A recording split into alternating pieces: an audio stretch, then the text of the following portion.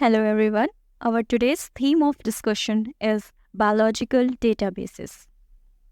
On today's agenda, we have an overview of biological databases, types of databases, application of biological databases, common biological databases, significance of databases, and the concluding part. This being the case, let's get started. What is biological databases? A biological database is defined as a large, organized body of persistent data that can be updated, queried, and retrieved using computerized software.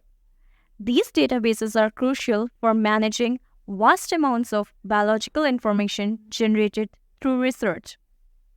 Going forward, we have application of biological databases.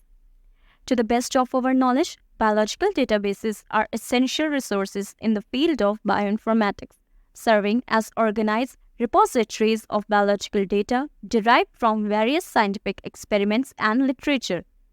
They encompass a wide range of information, including gene sequences, protein structure, and metabolic pathways, facilitating research and discovery in biology and medicine.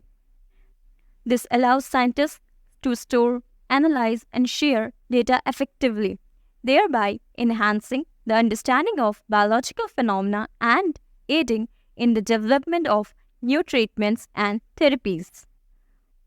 We can now turn our attention to types and classification of biological databases.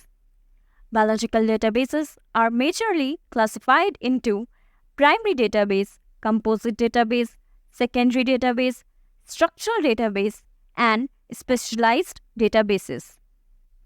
Delving greater into the subject, we can understand that primary databases are archival databases that store experimentally derived data such as nucleotide sequence and protein structures.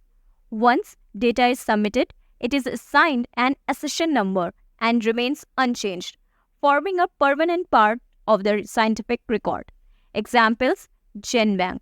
It's a nucleotide sequence database maintained by NCBI. And Protein Data Bank, PDB, that contains 3D structures of protein and nucleic acids. Then we have secondary databases.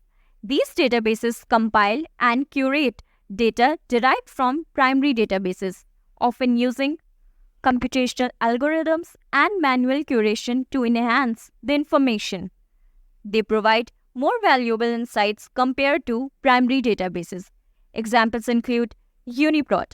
It offers comprehensive information and protein sequences and function. And Interpro provides an protein family, domains, and functional sites. Next, we have composite databases. These databases integrate data from multiple sources, filtering and merging information based on specific criteria to create non-redundant datasets. Examples include SwissProt. It's a curated protein sequence database that combines data from various sources. Lastly, we have specialized database. These focuses on specific organism or types of data, catering to niche resources interest. Examples include Flybase. It's a database for Drosophila genetics and genomics. Then, HIV sequence database. It focuses on HIV-related sequences and mutation. Now, let's shift our emphasis on common biological databases and their significance. First, we have GenBank.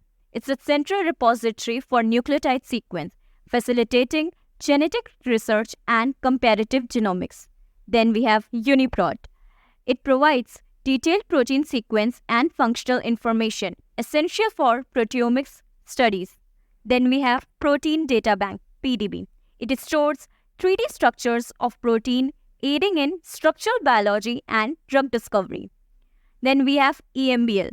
It offers a range of biological data services including sequence database and functional genomics. Then we have ArrayExpress. It's an archival functional genomic data supporting gene expression analysis. Then we have Interpro. It integrates protein family data, helping in the functional annotation of proteins. Then we have Ensemble. It provides genomic information of vertebrates, facilitating comparatively genomic and evolutionary studies. Then we have KEGG. It's a database for metabolic pathways and molecular interactions, crucial for system biology. Then we have Reactome, a curated database of biological pathways supporting pathway analysis and visualization. Then we have BioGrid. It's a database for protein-protein interactions essential for understanding cellular processes. Then we have String.